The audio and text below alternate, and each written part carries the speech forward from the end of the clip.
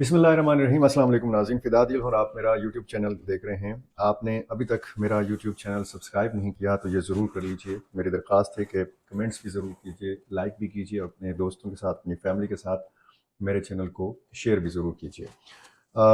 आज बात होगी कोर कमांडर कॉन्फ्रेंस के हवाले से। Army chief general Syed Asim Munir की ज़ेर सदारत ये 263वीं कोर कमांडर्स कॉन्फ्रेंस थी। इंतहाई अहमियत की हामिल ये कॉन्फ्रेंस थी। इस हवाले से बात करेंगे और 9 मई का बतौर ख़ास इसमें ज़िक्र है। और आपको पता है कि 9 मई का जब ज़िक्र आता है तो फिर कौन सी सियासी जमात का और कौन सी सियासी जमात के कारकुनों का ज़िक्र आता है। बात होगी मखसूस नशस्तों के हवाले से भी। मखसूस नशस्तों के हवाले से जो फ़ैसला इलेक्शन कमीशन ने दिया, यानी जो सुन्नी इत्तेहाद कौंसिल की मखसूस नशस्तें बनती थी ख़वातीन की और अक़लियत की, वो जब नहीं दी गई और ये नशस्तें भी छीन ली गई हैं, तो इसके बाद लॉटरी निकल आई है। बाकी जमातों की लॉटरी निकल आई है। पाकिस्तान मुस्लिम लीग नून की, पाकिस्तान पीपल्स पार्टी की, पाकिस्तान तहरीक इंसाफ पार्लियामेंटेरियन की, अवामी नेशनल पार्टी की, इस तरह बाकी जमातों की। तो इस हवाले से भी बात होगी। मैं सबसे पहले बात करना चाहूँ और जो खैबर पख्तूनख्वा की काबीना है उस हवाले से भी मुख्तसरन इस वीडियो में मैं बात करूँगा। कोर कमांडर कॉन्फ्रेंस जो हुई army chief general Syed Asim Munir की सदारत, इसमें शुरुकान मुल्क में अमन व अमान और अमन व इस्तेहकाम यकीनी बनाने के लिए अपनी जानों का नजराना पेश करने वाले मुसल्लह अफवाज के अफसरान, जवानों, कानून नाफिज करने वाले इदारों और शहरियों समेत शुहदा की अजीम कुर्बानियों को खिराज तहसीन पेश किया। ISPR की जो प्रेस रिलीज होती है उसमें फिर जाहिर है कि पूरी तफसील बयान की जाती है कि जी कोर कमांडर्स कॉन्फ्रेंस में क्या हुआ, किस किस हवाले से बात की गई। इस प्रेस रिलीज के मुताबिक फोरम ने अज़म किया कि पाकिस्तान को गैर मुस्तहकम करने के लिए दुश्मन कुव्वतों के इशारे पर काम करने वाले तमाम दहशतगर्दों, उनके सहूलतकारों, उनकी हौसला अफजाई करने वाले अनासर के खिलाफ रियासत मुकम्मल ताकत के साथ निपटेगी। मुसल्लह अफवाज ने मैंडेट के मुताबिक अवाम को महफूज माहौल फराहम किया। ये इंतहाई अहम नुक्ता है, इलेक्शन से जुड़ा हुआ नुक्ता है। तो इस एलामिया के मुताबिक कोर कमांडर्स ने आम इंतखाबात में इलेक्शन कमीशन ऑफ पाकिस्तान के मैंडेट के मुताबिक तमाम तर मुश्किलात के बावजूद महफूज माहौल मुहैया करने पर सिविल इंतजामिया, कानून नाफिज करने वाले इदारों और सिक्योरिटी फोर्सेस की कोशिशों को सराहा और इस बात का इजहार किया कि पाकिस्तान की मुसल्लह अफवाज ने दिए गए मैंडेट के मुताबिक आम इंतखाबात 2024 के इनेकाद के लिए अवाम को महफूज माहौल फराहम किया और इससे ज़्यादा अफवाज पाकिस्तान का इंतखाबी अमल से कोई ताल्लुक नहीं था। सोशल मीडिया और मीडिया प्रोग्रामों में मुदाखलत के इल्ज़ामात लगाकर फ़ौज को बदनाम किया जा रहा है। फोरम ने इस बात पर तशवीश का इजहार किया कि कुछ मखसूस सियासी अनासिर सोशल मीडिया और मीडिया के कुछ प्रोग्रामों में मुदाखलत के गैर मुसद्दक़ा इल्ज़ामात लगाकर मुसल्लह अफवाज को बदनाम कर रहे हैं, जो इंतहाई काबिल मज़म्मत है। एलामिया के मुताबिक शुरुका ने कहा कि बदकिस्मती की बात यह है कि गुड गवर्नेंस, माशी बहाली, सियासी इस्तेहकाम और अवामी फलाह बहबूद जैसे हकीकी मसाइल पर तवज्जो मरकूज करने के बजाय ऐसे मफाद परस्त अनासर की पूरी तवज्जो अपनी नाकामियों को पसे पुश्त डालकर सियासी अदम इस्तेहकाम और गैर यकीनी सूरत हाल कराने पर मरकूज है। फोरम ने इस बात पर जोर दिया कि गैर आइनी और बेबुनियाद सियासी बयानबाजी और जज्बाती इश्तियाल अंगेजी का सहारा लेने के बजाय सबूत के साथ मुनासिब कानूनी अमल की पैरवी की जाए।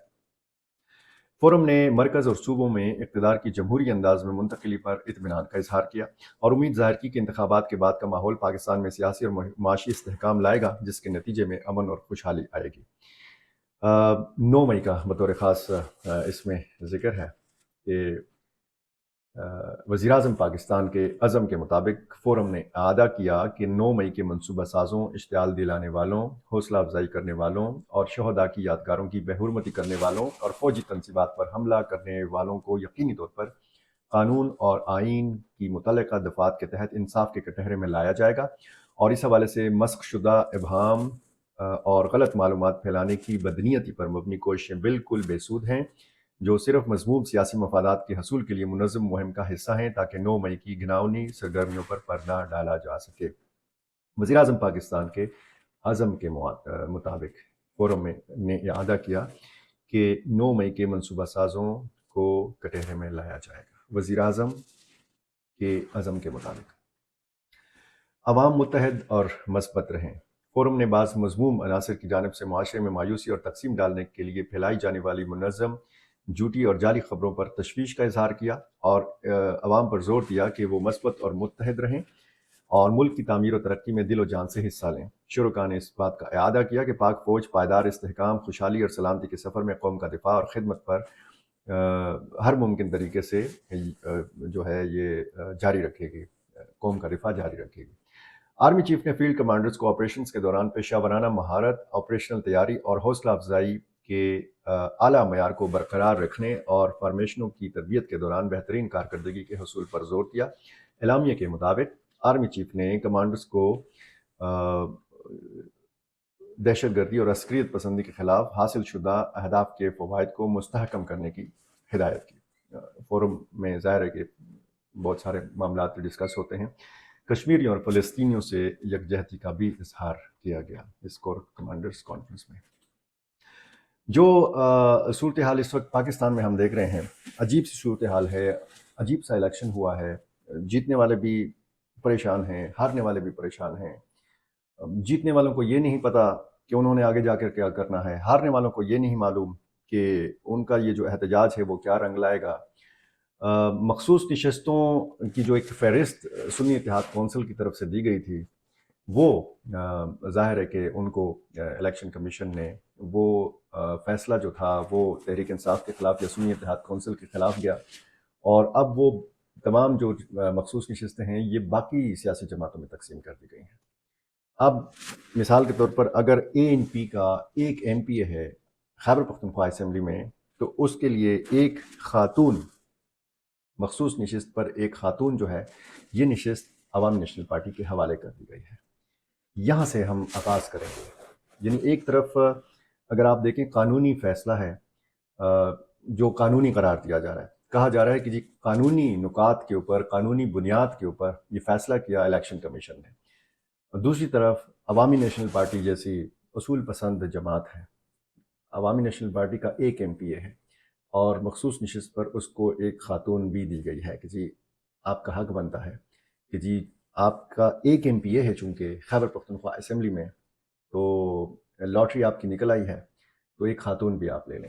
اس طرح باقی سیاسی جماعتیں، میں نے یہ عوامی نیشنل پارٹی سے اس لیے آغاز کیا ہے کہ عوامی نیشنل پارٹی کا صرف ایک ایم پی اے منتخب ہوا ہے۔ اب عوامی نیشنل پارٹی سے آپ پوچھیں تو وہ تو کہتے ہیں کہ جی ہمارے ساتھ دھاندلی ہوئی، ہمارے تو بہت سارے ایم پی ایس ہیں، لیکن جو قانون اور جو ہم اسمبلی میں دیکھتے ہیں تو وہاں پر ایک ہی ممبر نظر آتا ہے۔ یہ جو اقلیتی نشستوں کا اور خواتین کی نشستوں کی جو تقسیم ہے، اس کے بعد میں حیران ہوں کہ جب یہ 20 یا 21 نشستیں، 20 نشستیں جو تقسیم کی گئی ہیں باقی سیاسی جماعتوں میں، یہ 20 خواتین جب آئیں گی خیبر پختونخوا اسمبلی میں تو ان سے حلف کون لے گا؟ موجودہ اسپیکر بابر سلیم سواتی لیں گے یا deputy speaker Suraiya be be لیں گی؟ ان دونوں کا تعلق سنی اتحاد کونسل یا تحریک انصاف سے ہے۔ یہ دونوں یہ کہتے ہیں کہ سنی اتحاد کونسل کو مخصوص نشستیں نہ دے کر زیادتی کی گئی ہے۔ ان سے حلف کون لے گا؟ اب ان سے حلف جو ہے کوئی دوسرا جو ممبر ہے جو مسند نشین ہوگا وہ لے گا، یا اس میں گورنر خیبر پختونخوا کو اپنا کردار ادا کرنا پڑے گا۔ آنے والے دنوں میں بہت دلچسپ مناظر دیکھنے کو ملیں گے خیبر پختونخوا اسمبلی کا جب اجلاس ہوگا، جب الیکشن کمیشن آف پاکستان کی طرف سے جو نوٹیفیکیشن جاری کیا گیا ہے، تو ظاہر ہے کہ ان خواتین نے تو وہ جو سوٹ سلوائے تھے، وہ جو اچھے اچھے کپڑے سلوائے تھے، وہ جو انہوں نے نہیں پہنے ہیں، وہ دوبارہ ہم ان کو نکالنا پڑیں گے۔ یہ خوبصورت کپڑوں میں ملبوس، میک اپ شیک اپ کر کے جب خیبر پختونخوا اسمبلی میں آئیں گی تو یہاں پر ان کا جو اکثریتی سنی اتحاد کونسل کے لوگ ہیں کس طریقے سے استقبال کریں گے۔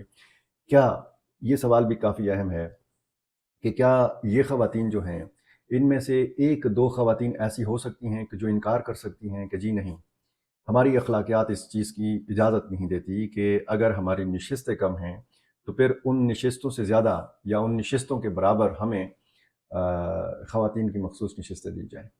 اب سب کو پتہ ہے کہ اکثریت کس کی ہے، اور اگر فیصلے کے حوالے سے کہا جائے تو میں قانونی ماہر نہیں ہوں، قانون کی بنیاد پر یہ فیصلہ دیا گیا ہوگا، اس کے بعد پھر پشاور ہائی کورٹ کا فورم، پھر اس کے بعد سپریم کورٹ کا فورم۔ اس میں مزے کی بات یہ ہے کہ جو لسٹیں دی گئی تھیں مختلف سیاسی جماعتوں کی طرف سے، ان میں ڈبلنگ ہے۔ ڈبلنگ کا مطلب ایک نام اگر صوبائی اسمبلی کی لسٹ میں ہے تو وہی نام قومی اسمبلی کی لسٹ میں بھی ہے، اب ایک خاتون جو ہے وہ MPA بھی منتخب ہوئی ہے اور ایک خاتون جو ہے وہ MNA بھی منتخب ہوئی ہے.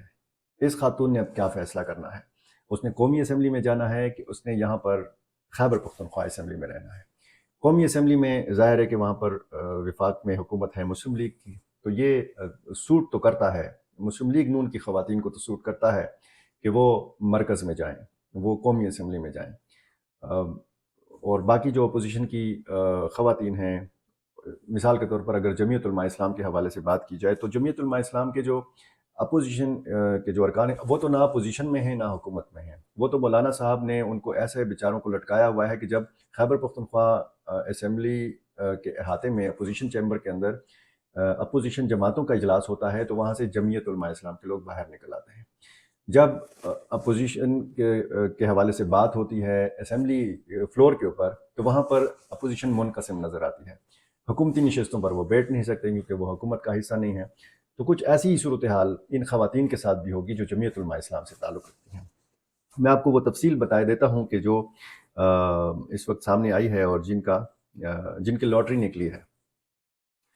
خیبر پختونخوا سے قومی اسمبلی اور جو صوبائی اسمبلی کی مخصوص نشستیں وہ تقسیم کر دی گئی ہیں. الیکشن کمیشن کے اعلامیے کے مطابق قومی اسمبلی میں 4 نشستیں مسلم لیگ نواز کو دی گئی ہیں، 2 JUI کو اور 2 پیپلز پارٹی کو دی گئی ہیں. نواز لیگ کی جانب سے صوبیہ شاہد، یہ MPA بھی ہیں، غزالہ انجم، شیلا بانو شاہین، اور JUI کی جانب سے نعیمہ کشور اور صدف احسان.